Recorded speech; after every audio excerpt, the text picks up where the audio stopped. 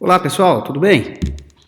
Hoje nós vamos conversar, continuando aí o tema dos tumores do trato gastrointestinal alto, nós vamos conversar sobre o principal tumor gástrico, que é o adenocarcinoma gástrico. Responde aí pela imensa maioria dos diagnósticos de tumores do estômago, por isso nós vamos conversar sobre ele. Os objetivos dessa aula é que a gente converse um pouco de generalidades aí do adenocarcinoma gástrico, mas a gente vai enfatizar como é que a gente vai fazer o seu diagnóstico, o seu estadiamento, o preparo clínico cirúrgico do paciente para o seu tratamento e uma eventual paliação. Câncer gástrico é uma importante neoplasia, sobretudo do trato gastrointestinal alto, responde a 8% dos novos casos de câncer, mais 10% dos óbitos, e 70% deles estão em países em desenvolvimento. Mesmo no Brasil, a gente tem 20 mil novos casos por ano, mas o problema que tem a ver com nossa ausência do programa de screening do adenocarcinoma gástrico através de endoscopia digestiva alta, assim como a gente conversou a respeito dos tumores de esôfago, faz com que 90% dos diagnósticos sejam realizados em estágio avançado. E a gente vai ver que isso atrapalha muito o tratamento da doença. – 95% dos tumores gástricos são adenocarcinomas, que é o que a gente vai conversar aqui hoje, e os demais 5% são linfomas, sarcomas, tumores estromais, tumores carcinoides, tumores escamosos.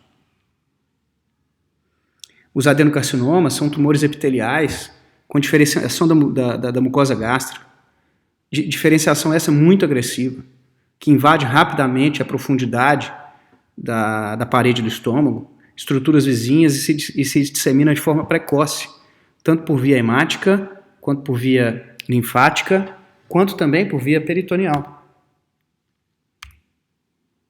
Se a gente vê aqui a histologia, a gente vê essas ilhas de tumor se difundindo aí no tecido conjuntivo, abaixo da mucosa, e como a gente normalmente observa através de uma úlcera no estômago. Só para a gente relembrar aqui que a gente tem que separar aqui as zonas do estômago, né? Começa no cárdia, na término do esôfago, a gente tem o fundo gástrico, o corpo, o antro e o estômago termina no piloro. E de acordo com a posição anatômica de ocorrência do tumor, vai variar também o tipo de tratamento. A gente tem que lembrar que os tumores da região esôfago-gástrica, ou seja, da transição do esôfago em região ao estômago, dos 5 centímetros iniciais até os 5 centímetros iniciais do estômago, até os 5 centímetros finais do esôfago, são tratados como tumores específicos, que a gente chama de classificados por uma classificação de Silvert, que são os tumores da junção esôfago-gástrica, em que o Silvert 1 é um tumor de esôfago que vai em direção ao estômago, o Silvert 2, que é um tumor de cárdia propriamente dito, e o Silvert 3, que é um tumor do estômago indo em direção à cárdia. E a gente tem que lembrar da anatomia do estômago também, em relação às estruturas, aos órgãos que o estômago tem relação direta anatômica. Por exemplo, o corpo, o cárdia, o corpo e o fundo têm relação com o fígado e um pouco do antro também. O baço está intimamente relacionado à grande curvatura. O cólon transverso, sobretudo o ângulo esplênico, associados à grande curvatura. A vesícula biliar pode estar associada também à região da parte inferior e posteriormente, na parte distal, e posteriormente ao estômago, a gente tem o pâncreas.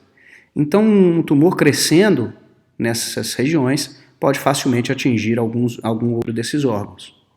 E a gente vê aqui, então, o estômago rebatido em sentido cranial e a gente vê, então, o pâncreas, que é uma estrutura retroperitoneal, mas que o estômago deita sobre ele, vamos dizer assim.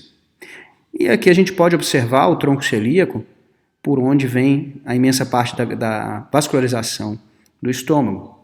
Isso vai ser muito importante né? Aqui a gente novamente vê o tronco celíaco originando as artérias que nutrem o estômago. Isso vai ser muito importante no que a gente chama de linfadenectomia. A linfadenectomia a gente vai ver que é uma parte importante da cirurgia de estômago, para tratamento do câncer de estômago, porque como é um tumor de rápida disseminação linfática, a correta exérese do tecido linfático, dos linfonodos, para onde esse tumor provavelmente vai se disseminar, muda muito, é um fator prognóstico a correta linfadenectomia durante a cirurgia de estômago. Por isso a gente tem que conhecer bem a vascularização do estômago, porque, como a gente sabe, os linfonodos acompanham os grandes vasos. E essa linfadenectomia, ela é dividida em cadeias que são numeradas, que não é nosso interesse aqui saber o número de cada uma, mas é interesse saber que, de acordo com a posição do tumor no estômago e de acordo com o seu estadiamento, maior e distinta em termos de localização será essa linfadenectomia. E vocês já devem ter ouvido falar que essa linfadenectomia é dividida em D1, D2 e D3, no sentido de que D1 são os linfonodos mais próximos, D2 vão se distanciando mais e D3 mais distantes ainda, numa sequência de disseminação linfonodal, de modo que é uma operação cada vez mais detalhada e agressiva no sentido de remoção dos linfonodos, em relação a D3 maior do que a D2 é maior do que a D1. E a gente vai ver qual que será que é esse tipo de linfadenectomia que é feita em cada tipo de tumor. E quando a gente fala em linfadenectomia, como a gente tinha falado, nessa visão laparoscópica aqui, por exemplo, é aquele tecido gorduroso. Como é que você sabe o que é o linfonodo ali? É o tecido gorduroso que acompanha os grandes vasos. Então essa é uma linfadenectomia em que a gente vê os grandes vasos aí do tronco celíaco, originados no tronco celíaco, dissecados com esse tecido gorduroso rebatido, de modo que é lá que estarão então os linfonodos. E aqui numa visão de uma cirurgia aberta.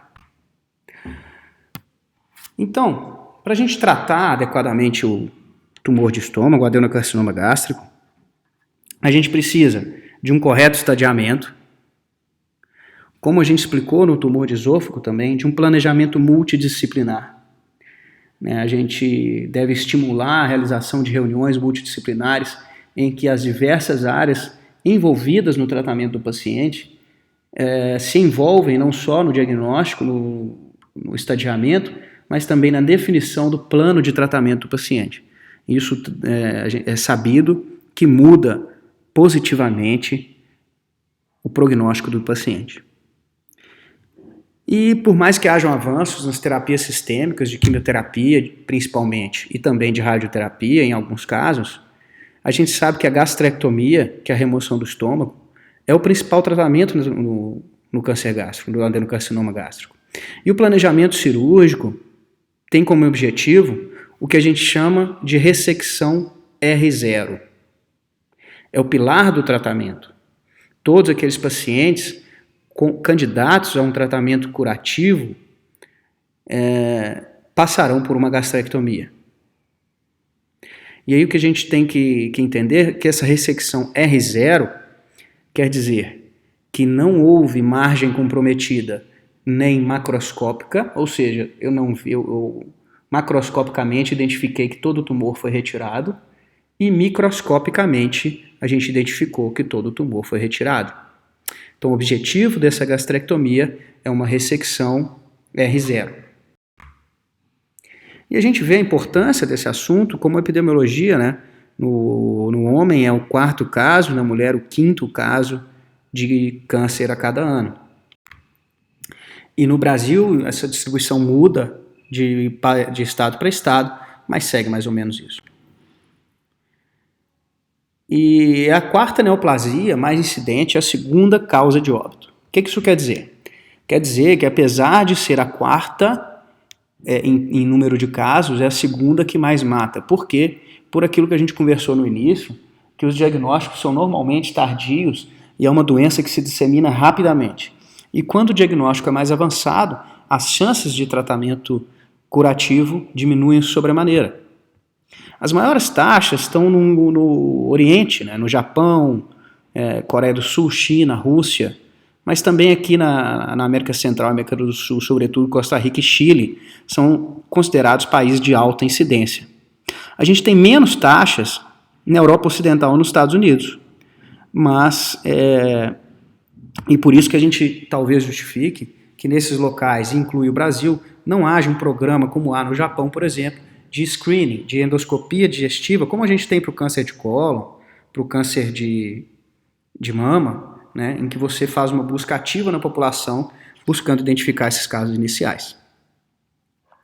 Cada vez mais, como a gente conversou também no esôfago, que no esôfago as doenças estavam caminhando para a região distal, no estômago a doença está caminhando para a região proximal,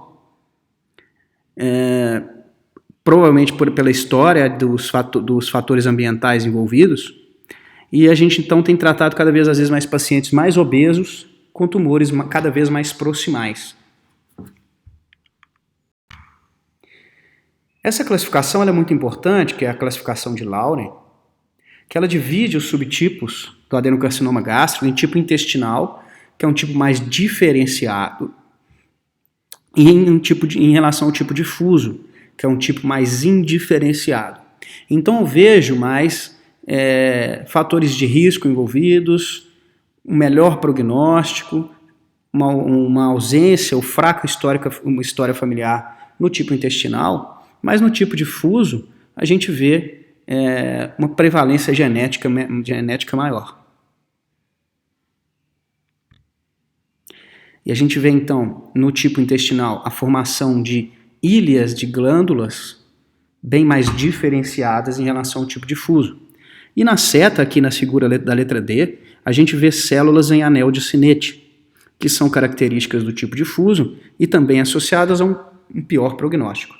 Essa classificação ela é importante porque ela está associada ao prognóstico. Se você tem um tipo intestinal, há um melhor prognóstico do que um tipo difuso, de forma que então o tratamento tem que ser mais agressivo.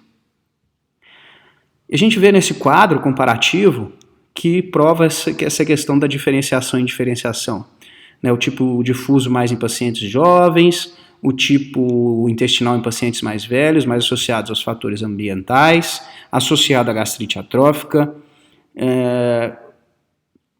mais no antro, né, o tipo difuso mais no corpo e fundo, com uma disseminação linfática e transmural mais presente, e quando há a disseminação hemática, ela é mais presente no tipo intestinal, e a disseminação hemática é aquela que a gente vê metástases no fígado.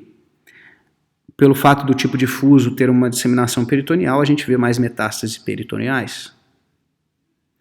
Essas classificações são importantes, vale citar, que tem um trabalho importante realizado aqui em Minas Gerais, no Hospital das Clínicas, que estudou essas duas classificações e retomou essa classificação, que é de 1966, para a vida clínica, associando as duas classificações a um prognóstico e sugerindo que o tipo difuso fosse feita a gastrectomia total, independente do local primário do tumor no estômago, devido à sua maior agressividade.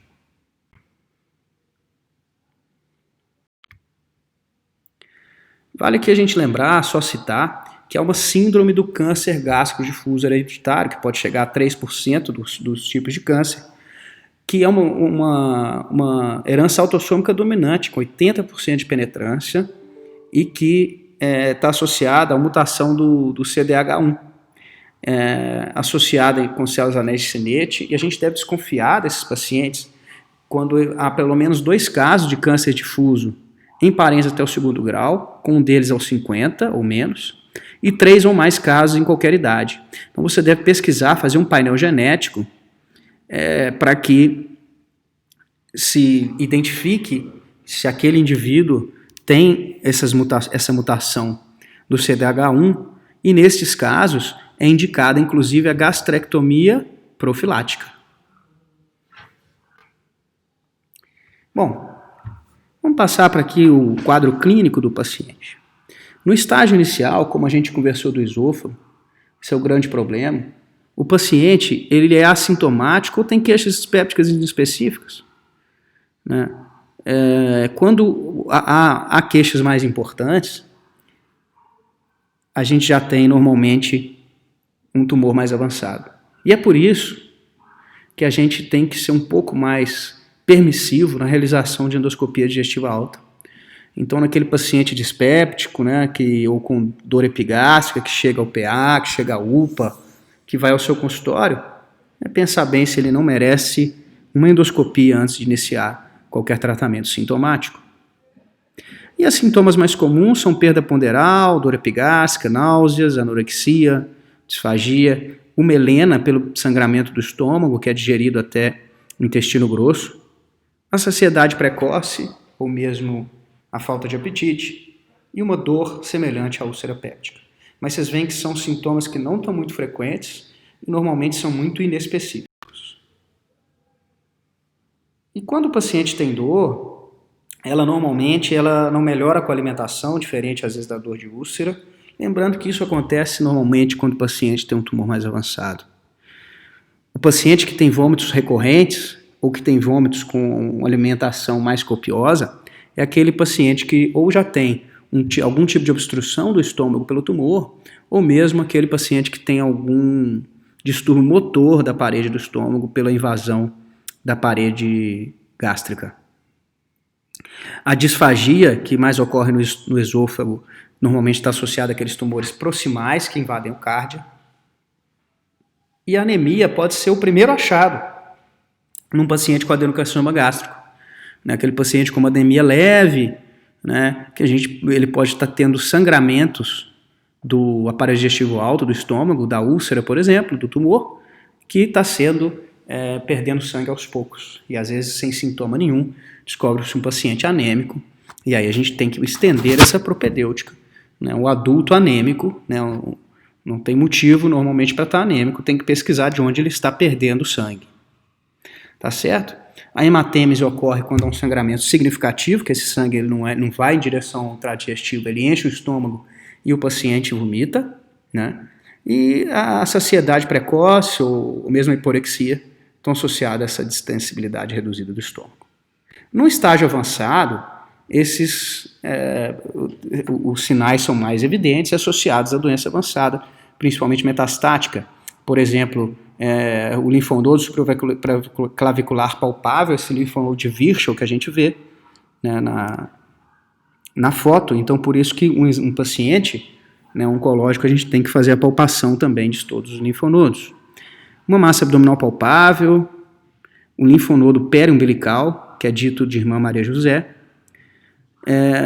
e as metástases do fundo de saco peritoneal, da prateleira de Blammer, palpável pelo exame retal, ou da massa ovariana palpável, que é o chamado tumor de Krukenberg, quando há uma massa ovariana palpável associada ao tumor de estômago. Além disso, os sintomas associados ao cometimento hepático por metástase, tipo hepatomegalia, icterícia, ascite.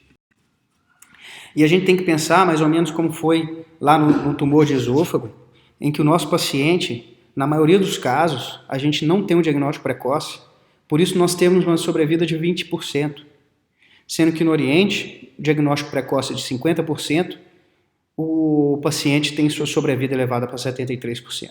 Então cabe a nós a gente ser mais permissivo, indicar e dar valor às queixas iniciais para que a gente tente fazer esse diagnóstico de forma mais precoce possível. Lembra que a endoscopia é um exame barato, né, que vale a pena a gente fazer. Então, como é que a gente faz esse diagnóstico e estadiamento? Primeiro, o que a gente já fez de história exame físico, um painel laboratorial de função hepática, né, eletrólitos e marcadores tumorais. E aí segue uma série de exames. O primeiro deles, obviamente, é a endoscopia digestiva alta. Além dela dar o diagnóstico, ela tem uma precisão diagnóstica de 98%, a gente tem que lembrar, como a gente falou no esôfago, que o endoscopista deve retirar ao menos 7 fragmentos, né, com biópsia na margem e na base, e o local de maior frequência diagnóstica é na mucosa de transição do corpo com o antro na pequena curvatura, que é o local semelhante da úlcera péptica gástrica. Então, todo paciente que tem dispepsia com idade maior de 45 anos, ou qualquer sinal de alarme, tais como perda ponderal, anemia, sangramento, disfagia, vômitos recorrentes, massa abdominal palpável, uma gastrectomia prévia, história familiar de câncer gástrico, devem ser submetidos à endoscopia digestiva alta. E em qualquer dúvida, a gente deve realmente realizar a endoscopia. A localização mais comum é na mucosa de transição do corpo com antro, como a gente já falou. E quero lembrar de novo para a gente realmente ser mais permissivo na realização dessas endoscopias. A endoscopia também nos dá uma classificação macroscópica, né, que é o Borman tipo 1, 2, 3 e 4, que estão associados à invasão da parede gástrica, consequentemente, a pior prognóstico quanto mais invasão há.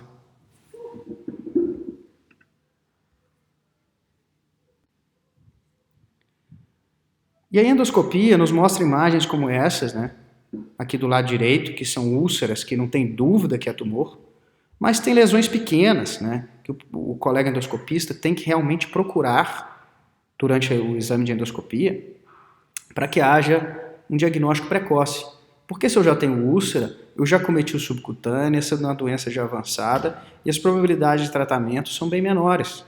Então, quando eu faço um diagnóstico inicial, que eu ainda tenho mucosa íntegra, é o tempo ideal para o tratamento. Então, o colega endoscopista, não vale a pena fazer lá o exame só para buscar gastrite, óbvio que eles não fazem isso, mas tem que procurar as lesões iniciais. Então, o tratamento, como a gente falou, depende do estadiamento, do planejamento multidisciplinar, da gastrectomia, com o objetivo de ressecção R0, e é dito muitas vezes que a gastrectomia, o tratamento depende do cirurgião, depende da instituição. É aquilo que a gente falou já para o tumor de esôfago, que tem que ser uma instituição preparada para receber o paciente que será submetido à gastrectomia e também uma equipe médica e assistencial preparadas para receber aquele paciente que será submetido à gastrectomia. A partir daí, a gente tem como objetivo esse estadiamento. Com a biópsia, a gente consegue um estadiamento inicial com relação ao T e a gente vai ter os estadiamentos em relação ao número de linfonodos acometidos e a presença de metástase ou não distância. Eu quero que vocês percebam aqui, por favor, que nesse estadiamento N3B, eu tenho metástase em 16 ou mais linfonodos regionais. Isso significa que para que eu tenha um correto estadiamento após a realização do tratamento, para a análise da peça operatória, eu tenho que ter no mínimo 16 linfonodos na peça operatória para que eu tenha um correto diagnóstico, um correto estadiamento. Se eu tenho menos que 16, nem fazer o diagnóstico correto eu consigo.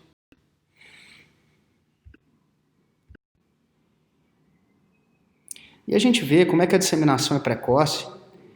Num estudo que estudou 941 gastrectomias, houve linfonodo positivo em 60% dos pacientes T2. Né? Se a gente vê aqui, o T2 é aquele paciente que ultrapassou a mucosa. Ou seja, nem linfonodo acometido a gente tem nos exames de estadiamento, mas a gente tem 60% de acometimento linfonodal. Por isso que a linfadenectomia é tão importante no tratamento. Na tomografia, a gente vê os tumores por um espessamento do estômago, então a gente deve sempre pedir uma tomografia com distensão gástrica, né? Então o paciente toma líquido lá, para distender o estômago e melhorar a chance da gente visualizar o tumor. E a tomografia, ela também serve para que a gente veja as variações da anatomia vascular. a gente tem às vezes 20, 30% de variação da anatomia vascular, e como a gente tem que acompanhar os grandes vasos, muitas vezes, por exemplo, eu tenho uma artéria hepática esquerda, que ao invés de se originar da artéria hepática, ela se origina da artéria gástrica esquerda.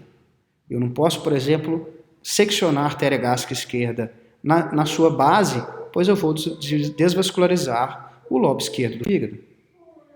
Então eu tenho uma visão como essa, que me permite planejar a ressecção vascular de forma adequada, sem provocar lesões, e fazendo planejamento da cirurgia. Então, sempre a gente pede a tomografia com angiotomografia e com distensão gástrica. A tomografia ela é excelente para avaliação de metástases hepáticas, em que muitas vezes a gente tem essa disseminação hemática com a visualização dessas metástases hepáticas. Ou seja, a tomografia é muito boa para o M de Maria, de metástase. A ressonância ela tem sua característica, sua eficácia semelhante à tomografia. Então, exceto casos específicos, a gente normalmente não faz a ressonância, somente a tomografia. Então, a tomografia abdominal ela tem uma relativa acurácia nos estágios tipo T, principalmente a partir do T3, que a gente vê o espessamento do estômago. E aí, quando há invasão de serosa, né, o T4, 90% de sensibilidade a algumas séries. Isso vem melhorando com a melhoria dos aparelhos, mas normalmente o T1 e T2 a gente não enxerga na tomografia exatamente como é no esôfago. O N também, a gente só vê o N, a gente considera o N positivo quando ele tem maior que 1 centímetro ou quando tem a corose central. E, obviamente, tem linfonodos menores do que 1 centímetro e que são acometidos. Dessa forma, a sensibilidade e especificidade não são muito boas. Mas é um excelente método para avaliar metástases. E a TC de tórax também é realizada, porque é um excelente método de se avaliar a metástase pulmonar. Diferente do câncer de esôfago, que a gente não pede tomografia de pelve, a pelve pode ser acometida no tumor gástrico de forma de disseminação peritoneal, então faz parte do estadiamento também a TC de pelve. O PET scan, né, a tomografia por emissão de pósitrons, ela é menos utilizada do que no esôfago. Mas quando há dúvida se há metástases ocultas, por exemplo, no tipo difuso do tumor gástrico, que é um tipo de tumor que tem disseminação mais precoce, se a gente está com dúvida em relação a metástase naquele paciente, a gente faz um PET scan. Tem tendo cada vez mais utilidade, mas é bem menos do que, por exemplo, no câncer de esôfago.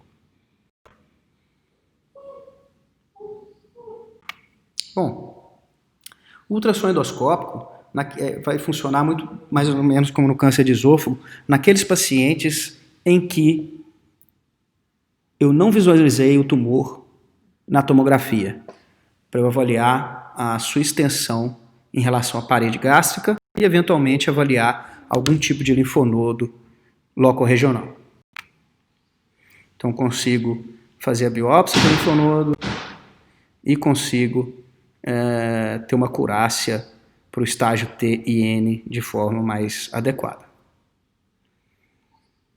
Então, de modo semelhante àquele do esôfago, naqueles pacientes que eu tenho dúvida da implementação do tratamento pré-operatório sistêmico, que nós vamos conversar em seguir, eu faço a ultrassom endoscópico.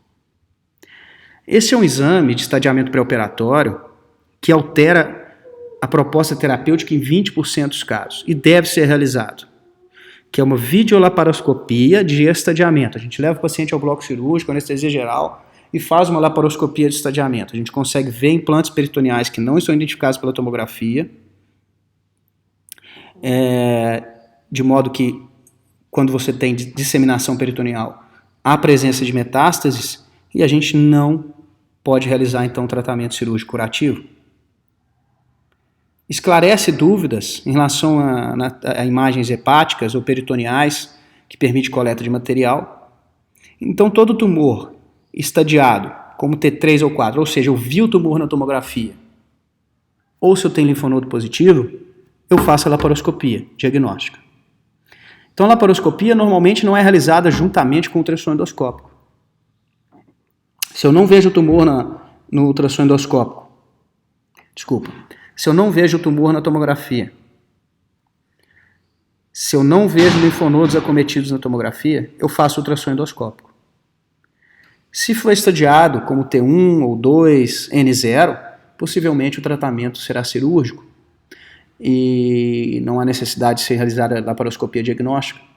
Mas se eu visualizei o tumor na tomografia, se eu visualizei linfonodos acometidos na tomografia, e se no ultrassom endoscópico eu tenho evidência de T3 ou T4, eu faço a videolaparoscopia diagnóstica para avaliar se eu não tenho metástases peritoneais. Dessa forma, 20% dos pacientes que fazem videolaparoscopia diagnóstica têm mudança no seu prognóstico. Tem mudança no seu plano de tratamento. Bom, a gente vê aí que em até 60% dos casos há uma mudança de conduta segundo esse trabalho. E o que a gente vê na laparoscopia é exatamente isso, metástases hepáticas. A gente pode fazer um lavado peritoneal e encontrar células neoplásicas, ou mesmo identificar a presença de carcinomatose peritoneal, que são as metástases no peritônio.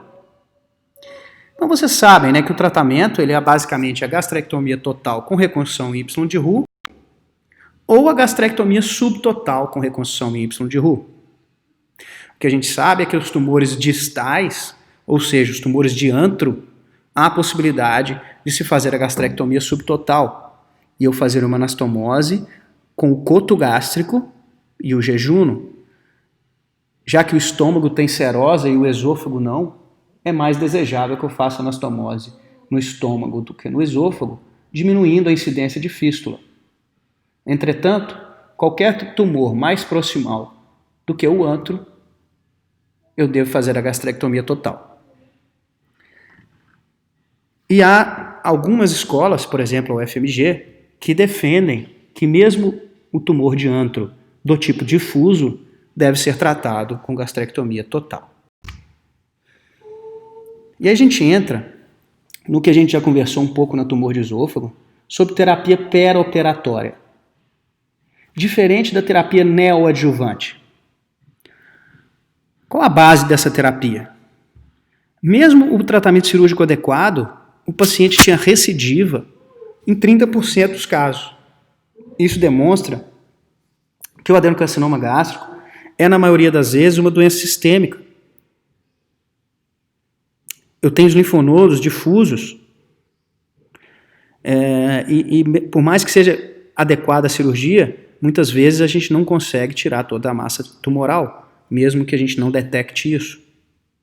Com base nisso, pensou-se na possibilidade de se fazer um tratamento de quimioterapia ou radioterapia pré-operatória.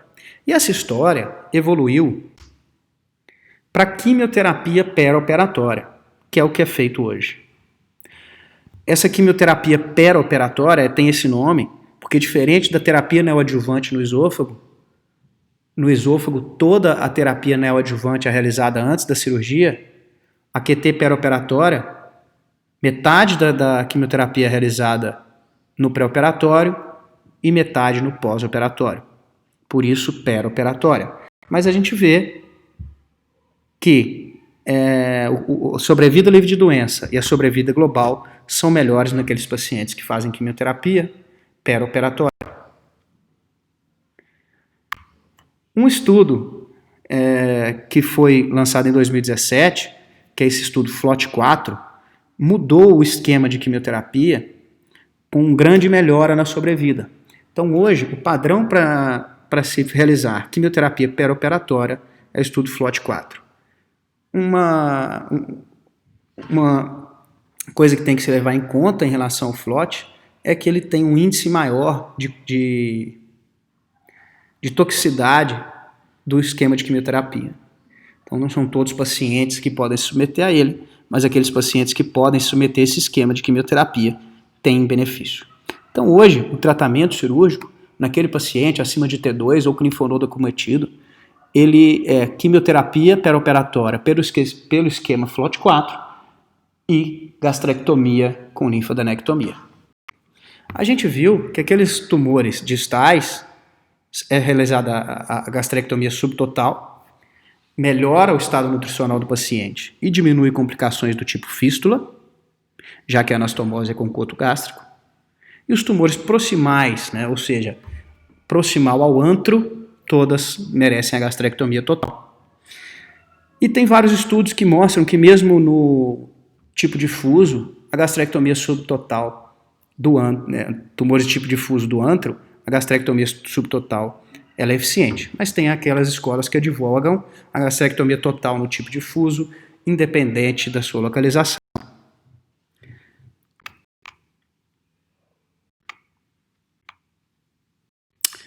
Queria passar aqui agora para a linfodenectomia. A linfodenectomia, a gente sabe que é essencial para o tratamento correto, que é a remoção dos linfonodos eventualmente acometidos. Como não tem como, pelo menos por enquanto, saber de antemão quais linfonodos estão acometidos, a gente faz essas linfodenectomias por estações, sendo que D1 é a mais próxima do estômago, a que vai drenar primeiro, e a D3 é a mais longe do estômago, vamos dizer assim. Isso teve um certo atraso, principalmente no Ocidente, porque pensava-se que a linfodenectomia D2 era muito mórbida, tinha alta mortalidade. Isso foi com base de um estudo holandês, um estudo inglês, com alta taxa de mortalidade. Mas quando foi se estudar a metodologia desses estudos, ela não era muito adequada. Quando, então, um estudo de Taiwan e uma atualização do estudo holandês provaram a viabilidade, a segurança da linfodenectomia do tipo D2, assim como os cirurgiões do Oriente faziam, e tornou-se, então, o tratamento padrão, a linfodenectomia AD2. E a gente viu que quando se faz D3 ou mais do que isso, não há necessidade. Então, quando foi atualizado esses estudos, a gente viu que havia uma diferença grande, benéfica aos pacientes, da linfodenectomia D2 em relação a D1. Ou seja, em todos os estágios, havia benefício a longo prazo de se fazer D2 ao invés de D1. Mas o que se viu foi que D3, na maioria dos casos, não valeria a pena.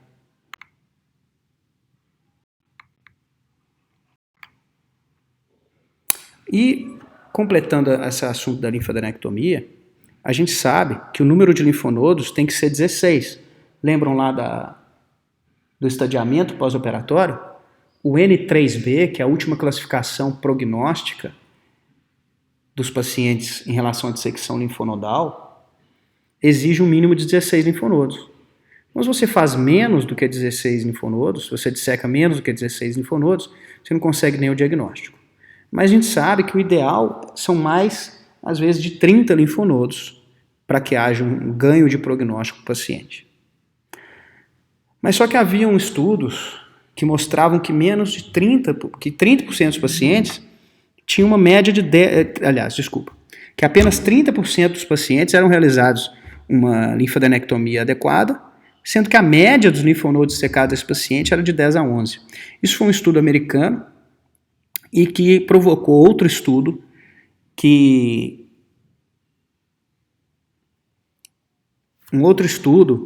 sugeriu a adoção do fator da taxa de linfonodo acometido, que é um fator de prognóstico negativo, que simplesmente se divide a taxa de linfonodo acometido pelo número de linfonodos dissecados. Isso aproxima muito as taxas prognósticas se houvesse sido bem dissecado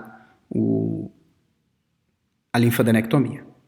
E é esse estudo que eu falei com vocês, dos Estados Unidos, 18 mil pacientes, em que a maioria tinha menos de 15 linfonodos dissecados. Mas então a gente tinha diferenças muito grandes naqueles pacientes, por exemplo, a linha vermelha tracejada, em relação à linha vermelha contínua, é um paciente N1 com mais de 15 linfonodos acometidos e um paciente classificado como N1 com menos de 15 linfonodos dissecados, não acometidos. Ou seja, a cirurgia fazia muita diferença no diagnóstico, no estadiamento e no prognóstico do paciente.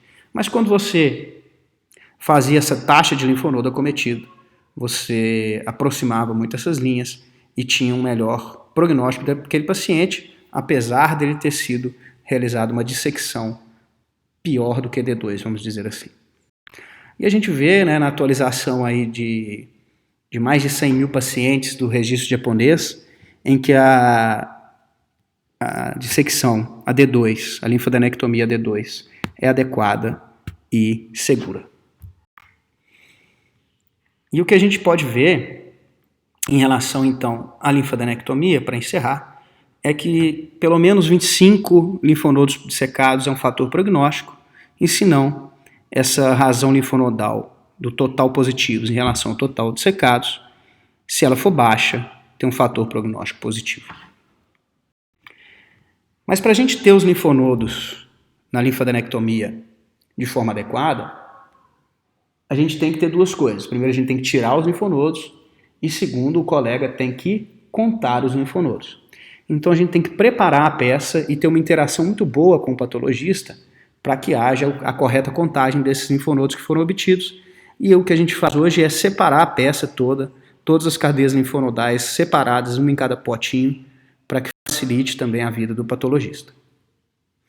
E a gastrectomia laparoscópica é uma nova fronteira em que hoje em dia estão saindo agora os trabalhos para tumores avançados, mas que nos tumores precoces há um resultado semelhante em mortalidade, ou seja, a gastrectomia laparoscópica é segura, e o que a gente observa é que a gente consegue uma linfadenectomia, uma visão mais adequada, com um pouco de obtenção de mais linfonodos do que na gastrectomia aberta. Mas é tão adequada tanto e de mesmo prognóstico. Então a gente hoje tem optado nos centros mais avançados por a realização da gastrectomia laparoscópica. E o que a gente tem que lembrar que a nova fronteira é a gastrectomia assistida por robô.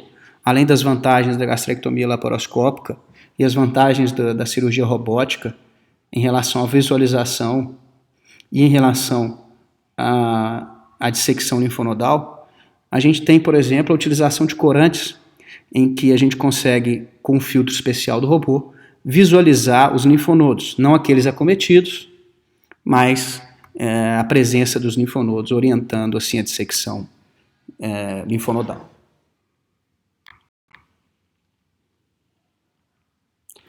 Aquele paciente que realizou uma quimioterapia perioperatória, ele vai fazer uma terapia adjuvante, ou seja, um tratamento sistêmico após a cirurgia, se a linfadenectomia foi limitada, ou seja, foi inadequada. Então ele vai fazer quimio e radioterapia. Ou se ele não fez quimioterapia antes, fez só cirurgia, e o paciente tem um estadiamento T3 ou T4 e tem linfonodo positivo. Uma coisa importante a gente pensar é o tratamento paliativo, já que muitos dos nossos pacientes chegam para a gente com um tumor avançado, né? E o principal objetivo desse tratamento paliativo é o alívio dos sintomas, visando a tolerar a qualidade de vida dos pacientes, retardando, se possível, a progressão da doença e prolongando a sobrevivência. Naqueles pacientes de estágio mais avançado, que tem metástase, que não tem condições clínicas de submeter-se à gastrectomia, são encaminhados então para esse tratamento paliativo. E o que a gente tem que pensar nesse tratamento paliativo é na qualidade de vida do paciente, para que já que o tratamento curativo não é possível, neste período, que não importa de quanto tempo seja, em que ele vai conviver com o tumor, ele tenha a melhor qualidade de vida possível. E ela visa a evitar a perda acentuada de peso, desnutrição grave, dor abdominal intensa, náusea e vômito, por exemplo, por obstrução, né? E se questiona o papel da cirurgia no tratamento paliativo. O que a gente pode fazer como cirurgia? Gastrectomia e derivações, desvios do trânsito intestinal. Pode fazer radioterapia, quimioterapia, mas sempre usar com muita parcimônia para que isso não seja um fator de sofrimento ao invés de alívio para o paciente. O que a gente pode pensar é que aquele paciente com obstrução gástrica tem na gastrectomia um importante aliado. Muitas vezes a gastrectomia para aliviar a obstrução, obviamente sem linfadenectomia, já que o intuito é paliativo, melhora a qualidade de vida do paciente. E a gente vê que a cirurgia, nesses casos avançados, melhoram a qualidade de vida em muitos dos casos.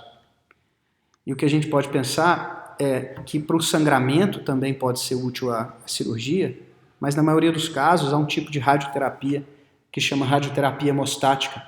Então, nos casos do paciente com sangramento, que não tem intuito curativo na operação, a radioterapia normalmente é mais eficiente até do que a operação. Então, naquele paciente com obstrução, que tem condição operatória, vale a pena fazer uma gastrectomia parcial para tirá-lo da obstrução. E aquele paciente com sangramento, se faz a radioterapia hemostática. A quimioterapia entra também como alívio de sintomas, dor abdominal, controle do volume da doença, naqueles pacientes também sem intuito curativo. Eu queria que a gente lembrasse, então, aqui a importância da endoscopia, a importância da gente ser permissivo na solicitação da endoscopia para que a gente possa cada vez ter um diagnóstico mais precoce. A discussão com a equipe multidisciplinar, o estadiamento correto do paciente, a quimioterapia perioperatória, que melhora muito o prognóstico, a sobrevida livre de doença e a sobrevida global. Objetivar sempre um diagnóstico precoce para um tratamento precoce e lembrar que naqueles pacientes com tumor avançado, uma correta paliação pode trazer qualidade de vida aos nossos pacientes. Muito obrigado pela atenção de todos. Por favor, qualquer dúvida, coloquem no fórum de dúvidas. Um abraço.